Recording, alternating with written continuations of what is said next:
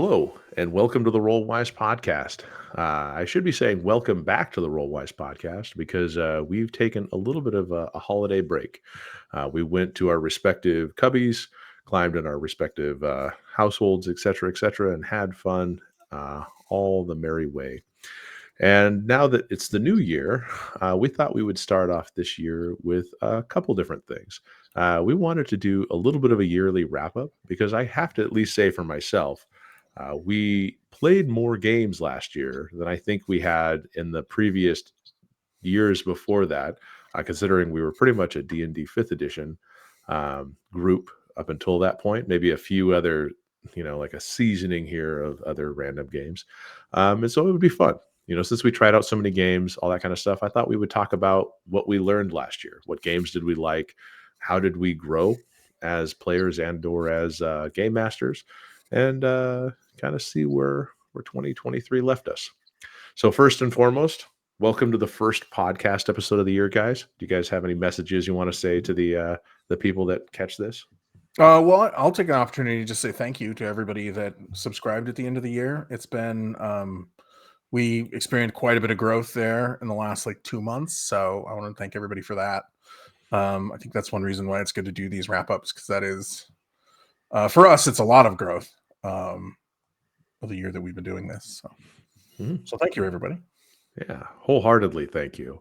I think that I don't know if we're necessarily in this to see subs and all that stuff, but it is awesome because first of all, I don't think I've ever answered so many comments on YouTube in my life. I've never commented that much before the last month or so. I know my fingers were tapping fast and furiously, and I know Brent and Jeff were reading comments here and there. But Jeff, did you have anything you wanted to start off the new year? Just say, shout No, out. I'd like to echo Brent. If you have found us and you find some value in our content, that's awesome. We have a lot of fun together. We've known each other for a long time.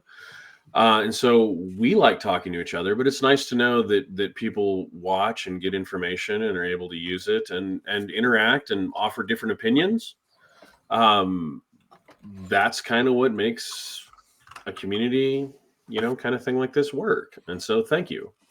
And if we're getting views and like it's not everything, but if we're getting views and getting comments and stuff like that, it means we're doing something right. So appreciate that. Yeah.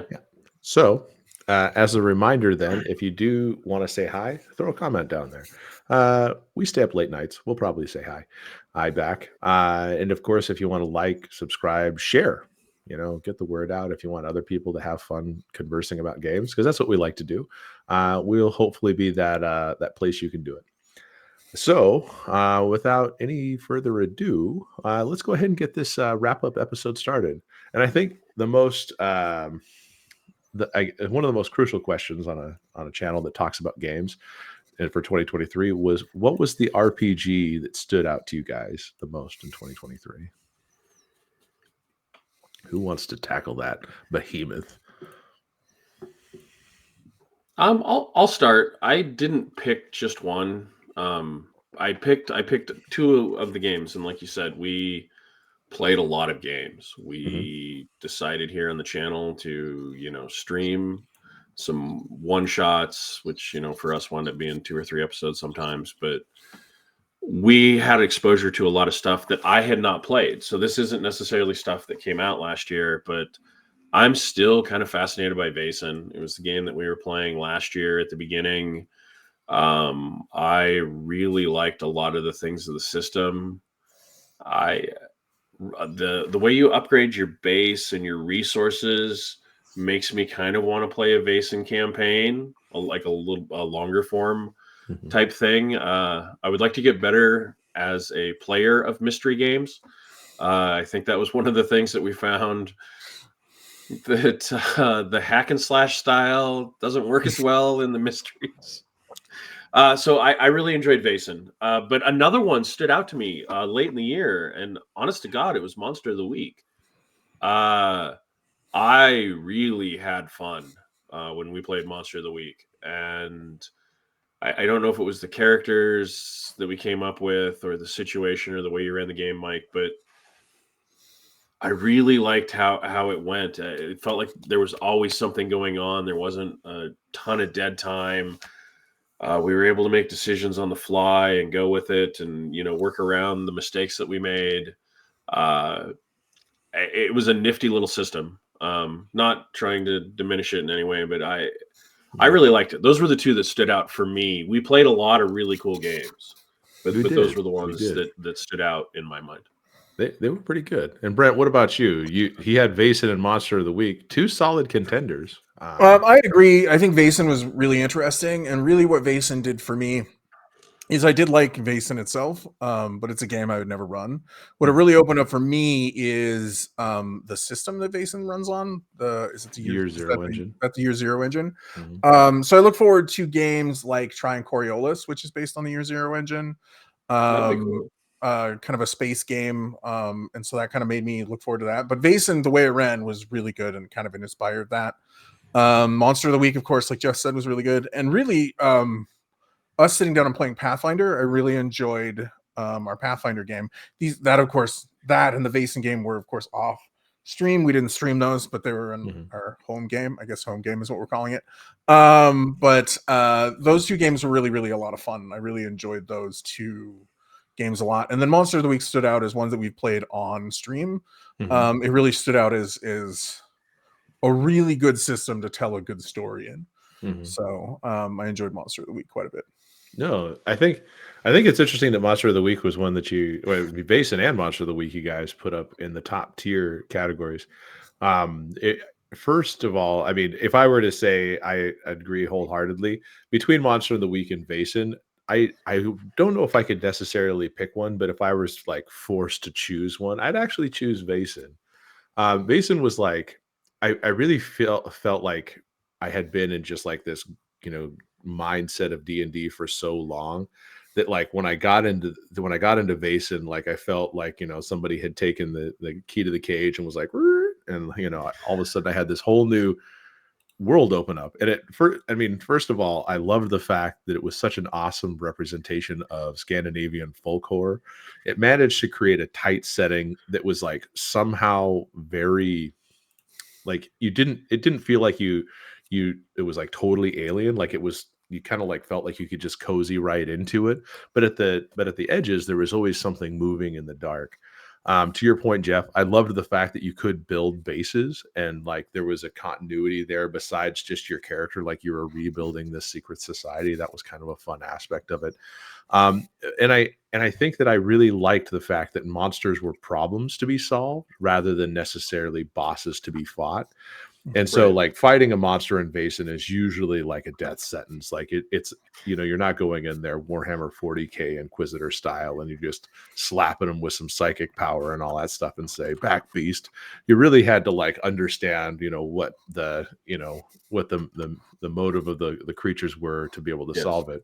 And I really like how that presented a very different challenge that wasn't the D&D like, well, I go up to Strahd and engage in a 30-round combat with him kind of finish to the games and all that stuff. And it also showed me how terrible I was at running mysteries.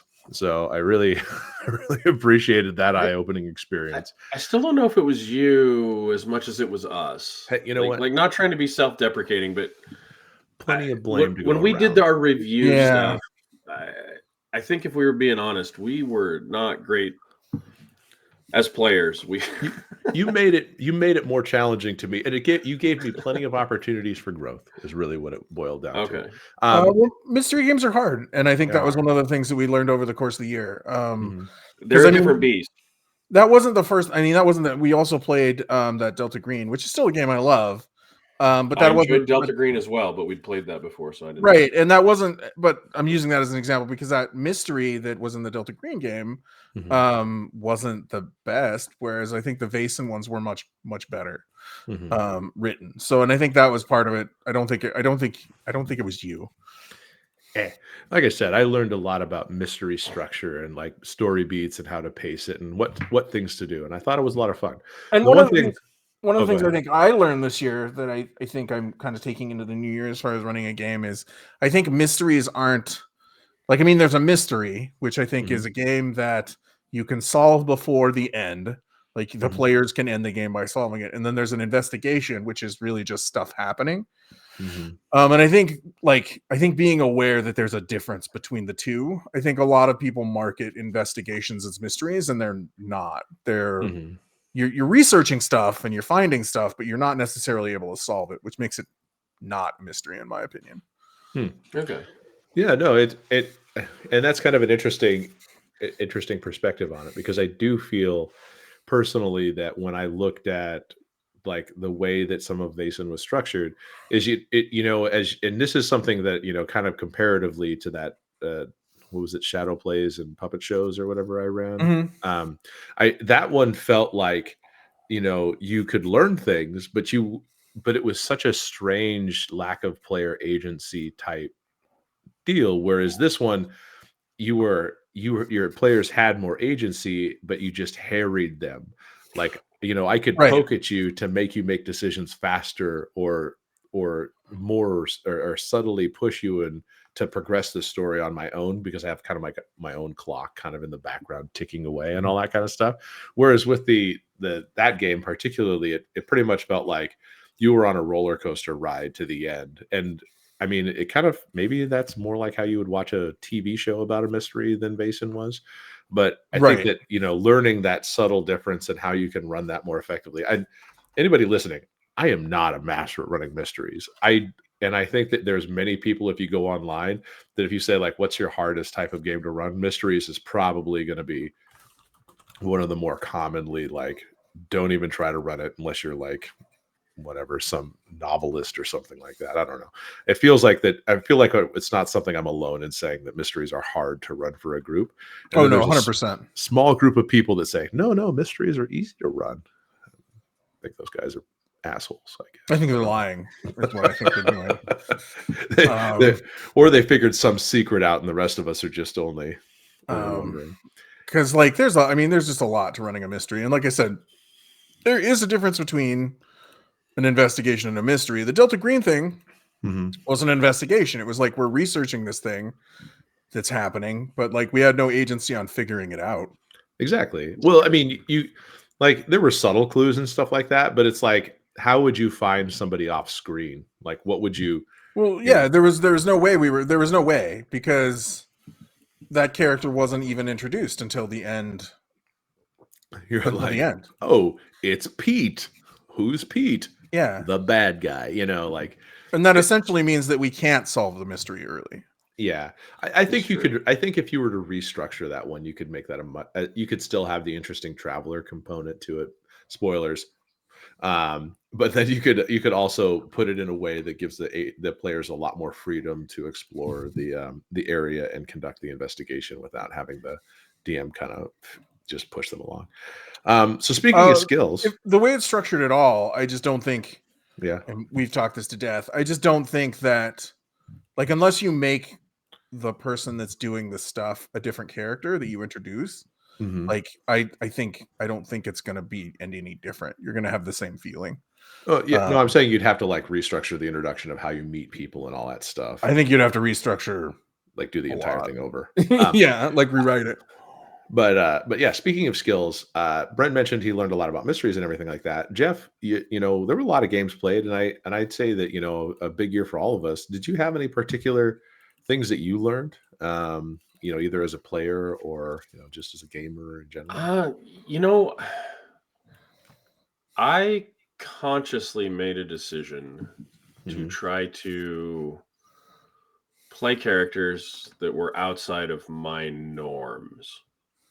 And I didn't always do it, and it didn't always work, but I do feel like towards the end, what over the course of the year, I feel like when we sat down and would play a new game, it was easier for me to find a character concept within me that fit the game, and then worry secondarily about things like classes and powers and whatever the game has. And honestly, it made the games more enjoyable for me. I didn't have to be so concerned about having a really strong character or making the optimal play at the optimal time. In fact, sometimes my characters did suboptimal things because that's who the character was. Yeah. Um, Like leaving me to die. like leaving you to die. Like I was there. I was with you, man. I was there. And then it became readily apparent that we were in so far over our heads that it wasn't even funny. And I had to leave with the money. I would say that you weren't the one that made the suboptimal play in that one. I would say you made the optimal play. The other person decided to make the suboptimal play. That's possible. It's a matter of that's perspective. It is. Perspective. That's true. In my perspective, you weren't a very good friend that I didn't know very well. That's true. I wasn't. We were getting to know each other, and it looked like there was something there, and then you were dead or taken over, or yeah, I don't know because I left. Yeah, there was definitely no buddy scene at the end of that. Offsite. Jeez. But no, that's what I learned. Good. I learned how to relax and go with the flow and have fun without making a character that, you know, impedes the party. I don't know. I feel more comfortable now with character creation. I feel more prepared. Yeah. Do you feel like there's like you had a sense that, you know, playing 5e, you're kind of always playing towards an optimization rather than necessarily, because I think that, and I don't want to necessarily get into the fun versus optimization conversation, because it is its own. I think you can do both. We had a joke. I think it was it a 3.5 game where the Pound Town thing. That was the first. That was a old age. That was an old Pathfinder game. Oh, that was old Pathfinder. Okay, so that was like 3.75. So 3.5, right? yeah. You can have fun with super min-maxed characters. Mm-hmm. You can. I don't think you can have fun for long, but you can have fun. But it's exhausting trying to make sure that your character is 100% optimized. And, you know, a lot of times the settings, like where we're not running canned content, when we're doing semi-original content in a lot of these games, some of the things that you have to do, you have to have some odd skills here and there. Yeah. And there's no way to optimize in advance. And so once you let go of that, I think it's kind of freeing to go, I'd rather play a character that I want to explore than have to be, you know, the Dritz, right?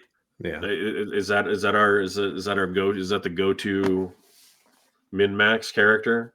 It might get us copyright struck. Okay. That's the thing. I don't know. Sure. You know, you can say his name. You can say his name, I'm sure. I can say his name. Yeah. Yeah.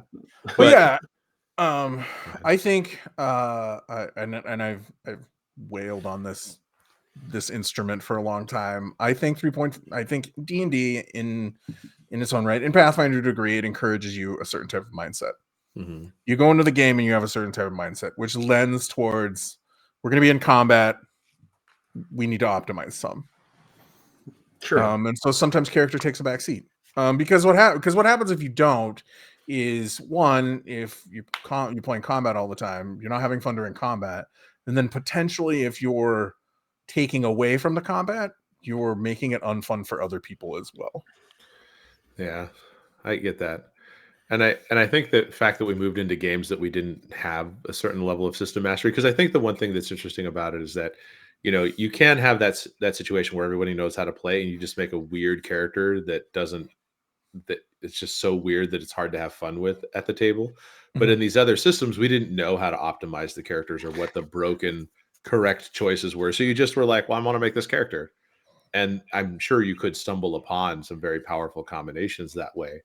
But it's kind of fun to discover that and not know it going in. And I that's a good point, that we weren't as familiar with the systems and we weren't as familiar with the rules. And so it was harder to do that. But I was really trying to stretch myself, and it felt good.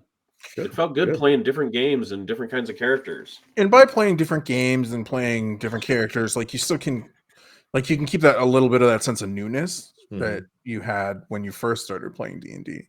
Yeah. You know, when you wound up role playing a lot more than playing combat. Yeah.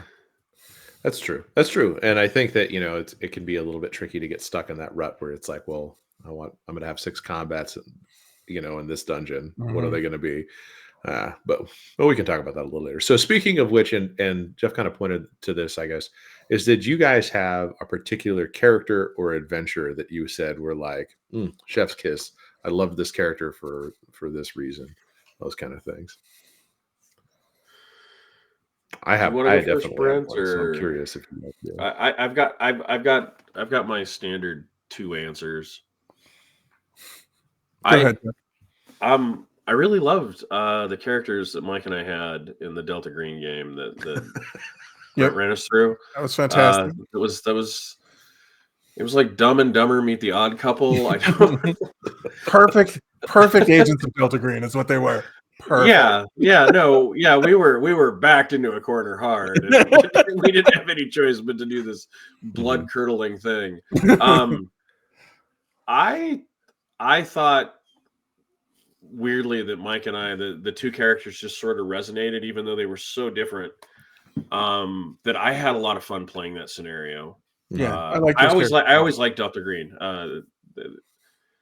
There's just this chance to just be whoever you want because you're screwed anyway. You're probably dead. Yeah. So I really enjoyed that. And then our Monster of the Week characters, Brent, our detective agency. We were goofballs. Yeah. But we were good goofballs, and we actually made it. We made a difference. Nerds with a heart of gold. Small one. That's what we were. Exactly. Yeah. I thought those two stood out for me. They're not the only ones, but they're probably the main ones. Gotcha. Brent, what about you, buddy? Anything stand out for you this year? I love my Pathfinder character. Yeah. He was pretty awesome. I think he was my favorite character probably of the year. Okay. And just so you guys are aware, that was not played on any stream, so you can't see the adventures or the misadventures of and the Pathfinder crew.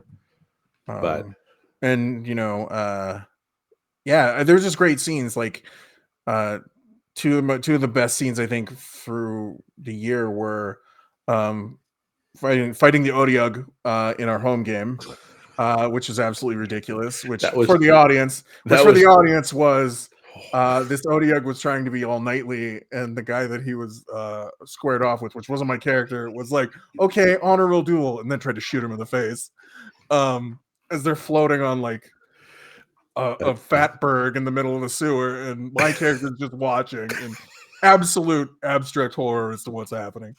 There's that, and then my other favorite scene of the year was I'm sorry I pushed you out the window, and my character going like, well, whatever happens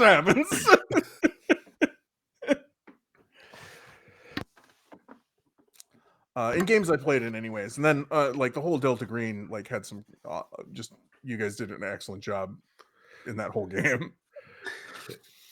So it's interesting. I was curious if we'd pick some of the same ones, and I didn't really think about the home game as much. We've had some great scenes from the home table.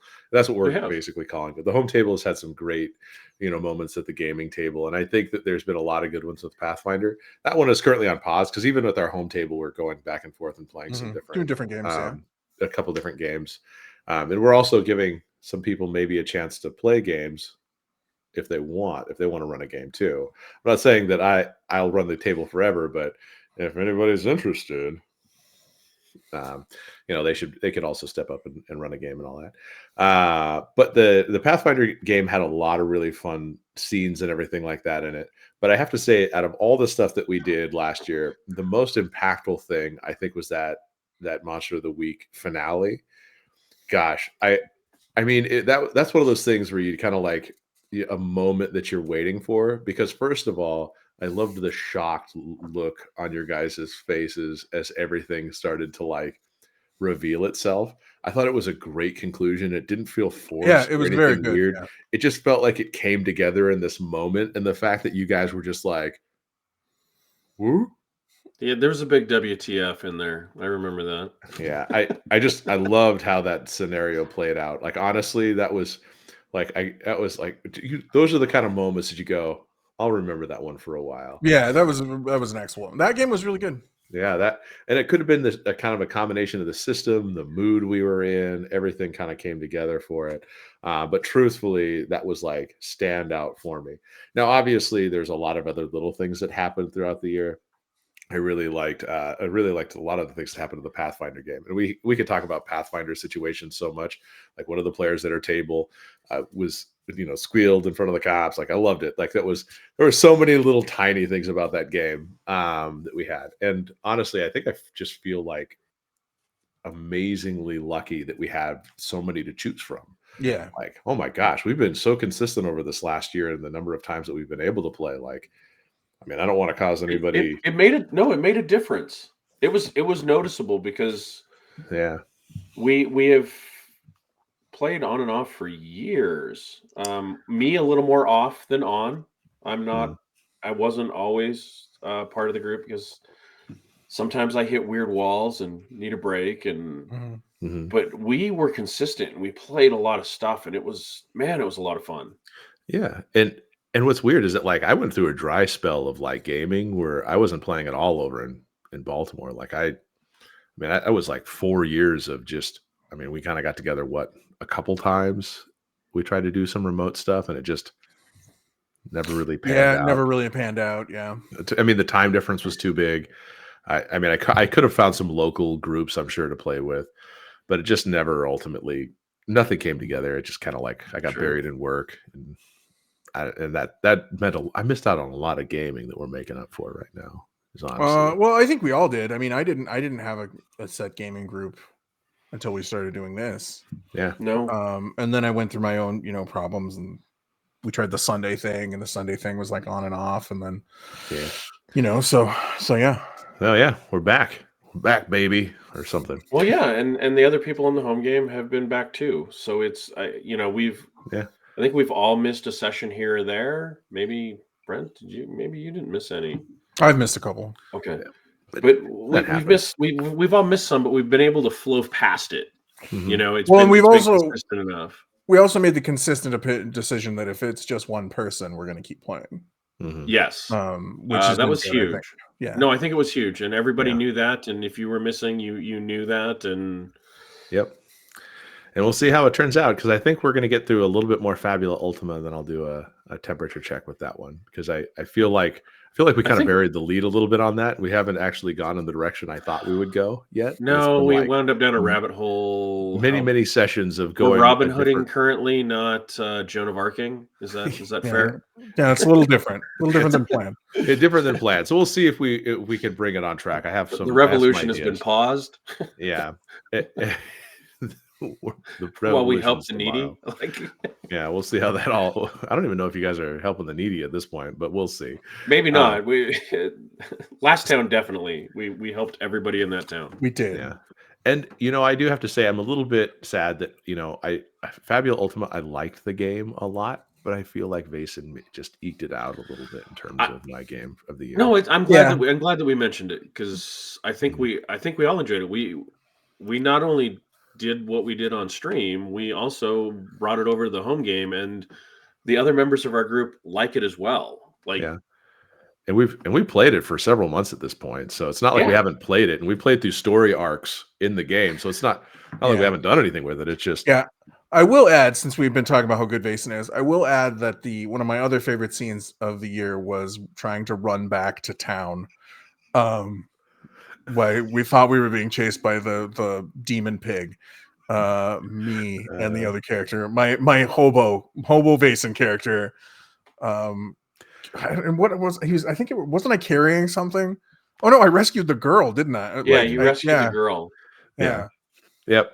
No, We that ran to the point of exhaustion. yeah. yeah, that no, well, oh gosh, No, that Vaesen, frostbite.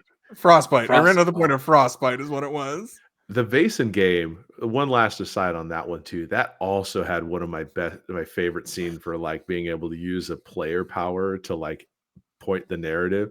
That scene with Jeff was just, Oh, that was that perfect. was That was that great. was great. Like, I mean, I don't pat myself on the back as DM. Usually I'm very critical. I'm one of the people that focuses on the 2% and then the 98, but that scene I was just like, ah, But I mean, as far as mysteries, I think that's what you need to have. Is you need to have those abilities to steer the players in the right direction. Because I'm telling you, most players won't make the right decisions in a mystery. They will choose to stay at the wrong inn, the one where the stuff isn't happening at. They will choose to go the opposite direction of where you think they're going. Almost every time. Yeah. No, it is, like I said, that was just, I felt like that scene was so good. And it was like, and I felt like I was like, I can write the ship and I can make it fun and it can be narratively interesting. It's Right. all happening, guys. Yeah, And like, it obviously worked. you guys were like, I think we get it now. And I'm like, It worked. It did work. No, It no, fucking no. worked. The light definitely came on in the Yeah. closet. Yeah. So and one thing I will say too is I think sometimes, and I realize this about myself a while ago, I think sometimes I make dumb choices as a character because I don't want to seem like I'm metagaming. So I will I'm like, I think I know, but Brent knows and my character wouldn't know. So sometimes I think I make dumb decisions just because of that. you're like, in an effort to be more fair, I'm going to make the wrong decision for everybody. Not necessarily wrong, just not. Yeah, not you not the don't smart. know that it's wrong, Smart. but So metagaming isn't that fun past the age of like I'm gonna go out and wrestle that 15. pig. You know, like you're ruining everybody's fun to a degree, and so I think that's a fair thing. You know, true. And everybody should watch. Speaking of metagaming, everybody should watch the what is it? Illustrated DM? Is that what that channel's called? With the guy that I think the metagaming gaming video. that was where, hilarious. That was I hilarious. laughed so hard at that. I was like, oh. Well. Yeah, for those of you who don't know, this is how one of my DMs reacts to metagaming. Is the guy gets attacked in his bedroom when no one's supposed to know, and so the one guy goes, "Well, I'm gonna go upstairs and see if he's okay." And he's like, "Why?" And he's like, "Because." And he's like, "Okay, I'll allow it this time." And then so he bursts into the room and supposedly was attacked by a changeling, and so the guy attacks him and he writes him a note and hands it to the other player, and then the guy pushes him out the window and the note says, "It was a dream. If he kills you, you're dead." So he punished both of them for metagaming, essentially. It did. It was pretty good though. I got a good laugh out of it. That's a pretty vindictive GM. So out of curiosity, so we played a lot of games. Are there any games that you were surprised by that maybe you didn't feel like, or you were least enthusiastic about? Games that you say like, well, that really wasn't for me. That you played this year, and why were they that game? I don't know if I'm going that far out on the limb, but I think as I've been thinking about it, because I've been looking at my notes and my list. For me, it was Candela Obscura, and I think it was more of a case of my expectations being higher than maybe they should have been. But I liked it, but it felt reminiscent of other games that I think I would rather play in its place. If we only did the one shot, the intro. It was fine. You know, I didn't dislike playing. But for whatever reason, I wasn't as into that one when we played. I don't know if it was external, but I just think my expectations were here and the delivery was lower. I feel like the Candle Obscura adventure we played would be better played as a Delta Green adventure. So I kind of feel like it isn't. I don't know. The game definitely it's probably not for me. I think the Vaesen rule set is a tighter expression of, or the Year Zero engine is a better expression of that D6s type game, rules wise. And I didn't really feel like there was any stories that I was going to tell in Candle Obscura that I couldn't play in something else better. Yeah, it was a tough one. I mean, I kind of had two games in this area that felt that they suffered a little bit from the same problem.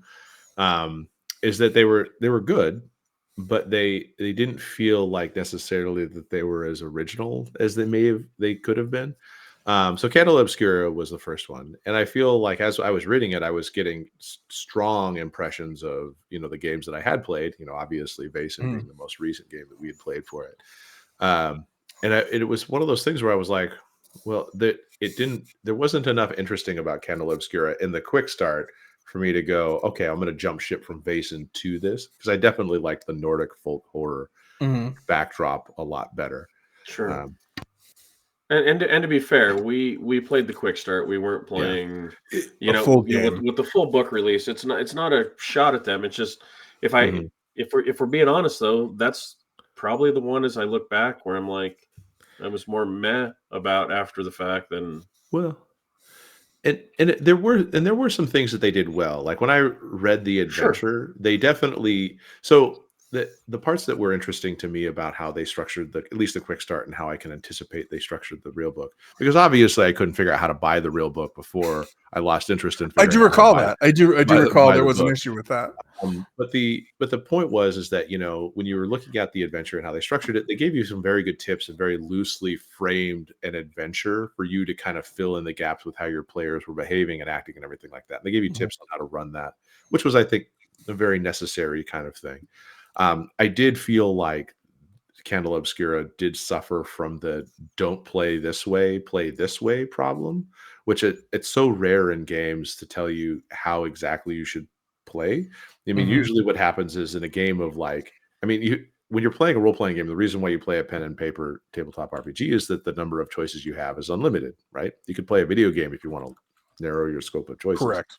But if you want to have a truly free-form canvas about exploring everything, you could do so. And Candle Obscura was a little bit critical on how you needed to approach certain topics and everything like that, which was a little bit strange to me. I mean, it kind of gave me some interesting food for thought, but it did come off. I think they went from informing to preaching. There was a line somewhere in there. I think they stepped over that line on accident in an effort to be extra sensitive or something. And so some of those sections about like how the wounds played out and everything like that got a little weird, at least in the quick start. Since I didn't have the real book to really play it along with, it was the one thing that stood out to me as definitely. Yeah, I agree with that. And then, and I think the only other one is, I wish Shadow Dark would have been higher on my list.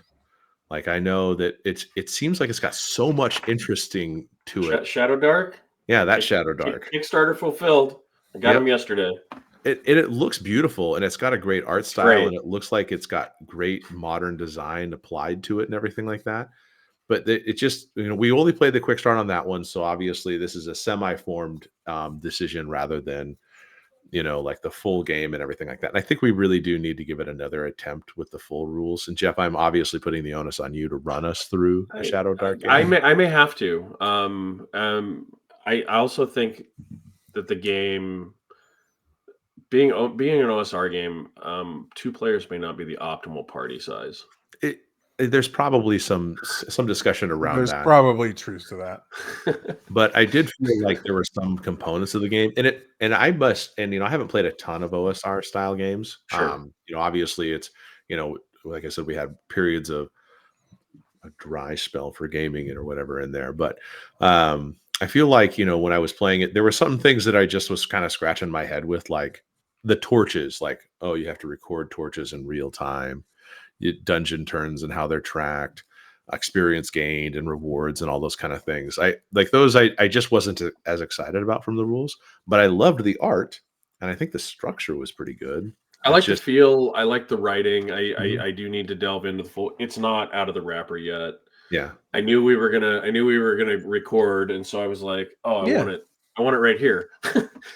So I will delve into it, and I'll let you know. But I think that there's a chance you guys might be able to get me to run something if we can grab a few players. Whether it's on stream or not, I don't know. I definitely think it's a game that has a lot of potential, but I think with a lot of the games that we played this year, OSR games feel a little bit like a step back. Like when we're focusing on a lot of more narrative games and not that like minutia of how many torches do you have, how many bullets do you have. Fabula Ultima, for example, is the complete opposite of that. Fabula Ultima is like, you have inventory points, make up what's in there when you need it. And I think that's kind of, so I think maybe a little bit of our mindset, it got a little bit of a rough cut. Yeah. But OSR games, I don't know. OSR games, they can be fun, but they're definitely different than a lot of the more narrative games these days. Yeah, I think we've all discovered how much we like the narrative games. Mhm. I still have, you know, the reason that I backed it, it scratched an itch. I saw enough of it and I read enough that I Mhm. really liked where they were going, and I'm a proud owner. Yeah. Two other things that I wanted to add. Yeah, One, the Troika game. I really enjoyed the Troika game, which I Yeah. also don't think was on stream, but did we Troika stream was that one? fun. We didn't stream that. Troika is super fun, and that's kind of an OSR game, though a very silly one. And the game that I was most disappointed in this year. Does anybody want to make a guess on what I'm going to say next? Ooh, what could it be? Most I disappointed feel like I game should from Brent. know. I'm gonna you know what? I'm gonna be controversial. I'm gonna say Over the Edge 3rd edition. Yeah, you're wrong. Although that game was a little bit disappointing when I got it. But I'm once again, I want to just say I'm a little disappointed in Dungeons and Dragons. With their whole rollout of the new edition that's supposed to go into 2024 and everything. Just taking out the political stuff that's terrible. Just the rollout of how they're trying to do the classes and their whole you can play a druid from either book. Or whatever. Like that sort of thing was Mhm. hard. That's actually, that's a good call out. I think I just mentally put up a wall around D&D in my head because I mean D&D felt like, oh, now that you mentioned it, I was like, yeah, there was like we started doing those play tests with such enthusiasm, and then I think we were just like we We got soured. progressively more and more disappointed as we started reading them. We soured so bad on that. It was just like, Well, what exactly are they trying to do? the actions of the company at various times during the year, numerous times during the Well, year, that also was bad. honestly turned me off. Yeah. If you love any of the games that we weren't as thrilled with, that's great. Mhm. Feel free to drop a comment and tell us why we're wrong. That's play the games you love, right? That's what it's always been about. Love the games you play the games you love. Yeah. But Mhm. man, it was so easy to turn my back on D&D and to try new stuff, and I have been so excited trying new stuff and finding all this other stuff out there that it's made me look forward to trying more new Mhm. games.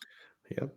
So I am going to use this as a plug because we are going to be starting the Fallout 2D20 system. So this will actually be the first foray for us into the Modifius.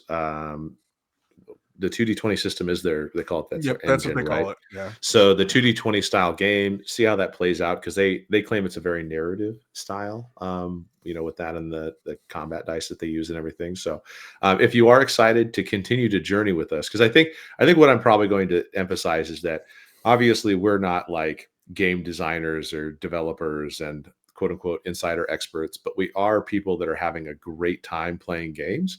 So if you want to join us and see how we play games, see what's exciting out there, so maybe you don't either have to invest in a game that you don't know about, because I think the mantra for 2024 has got to be more playing, less buying. You know, I gotta be honest. I want to play more games. I don't necessarily need more coffee table art books, I can't but make any promises. but Brent, if you want to go ahead and keep on buying games, I don't think we could keep up with Brent's voracious appetite of game purchasing. He's got a problem. I It's, do. I it's like books a lot. Like mm, role playing books, other books. Like I like books a lot. Like, Mhm. what was that? What was that? Uh, there was something about like they said don't own any more than 40 books or something like that. Like one of those like lifestyle I've people said Oh, that, I've seen recommendations like and that. I Yeah, wanted to that's throw a not brick one. at them, frankly, Sure. because I think you should be sure. surrounded by books at all times, especially if they have good memories. Like there's books still to this day that I could go and like, hey, I remember reading that, and this was happening at that time when I was reading that. And I recently pulled out some of my other favorite books, like this way, like my Forgotten Realm books over here. Oh Like yeah, these are my favorite Forgotten Realm books. They were the 3.5 white cover books. Yeah. yeah. Yeah. And I've been reading those more often. Nice. Interesting trivia fact about Forgotten Realms: there's 117 gods in the Forgotten Realms It alone. seems like a lot. It I was a think some lot. of them may have been forgotten. Well, there's all the ones in the pantheons in here, Mhm. in one of those books. So it's kind of interesting. But Yeah. No, But yeah, Forgotten Realms is so it's a good setting, and it has lots to draw from. So, but I think with that, I think we've actually talked about 2023 a year in review, at least in our signature meandering way. Um, so I think we could probably wrap this up. Do you guys have anything we want to close out with other than let them know how to find us and all that jazz? I don't have anything additional. I think that's a no, pretty I good think wrap up. let's see. I made my Wizards of the Coast dig. We talked about the games. We thanked everybody. Yeah, I think we're good. All right. So Jeff, tell people how to catch us if they want to, and also if you do email us as opposed to sending us a comment, we're gonna get back into the whole checking emails thing now that we're past the holidays. So don't be afraid to send us an email if you want to send us something directly. We just are terrible over the holidays because you got to turn that stuff off at some point. The holidays were rough. Yeah. Yeah. First time COVID victim. Oof. The virus that shall not be named. Yeah. Yeah. But yeah, no, if you want to know what we're live streaming or see what we're up to on social media, search for us at Rollwise on Facebook, Threads, Twitter, and YouTube. Mhm. And if you do want to try to send something to the email cave, it's rollwiseguys@gmail.com. Yeah, that's all of the social medias. And I just want to say again, thank you for everybody joining us on our journey. We love games. We love running games, and I love reading games, and I know they do too. So thank you everybody for joining us, and thank you for you guys for a great 2023 and going into 2024. I look forward to continuing this and on our journey. So thank you for that. And I'll tell you guys and all of our listeners, thank you for everything, and roll well and roll wise, and be safe in the new year. Thank you, everybody. Bye, Thanks. guys.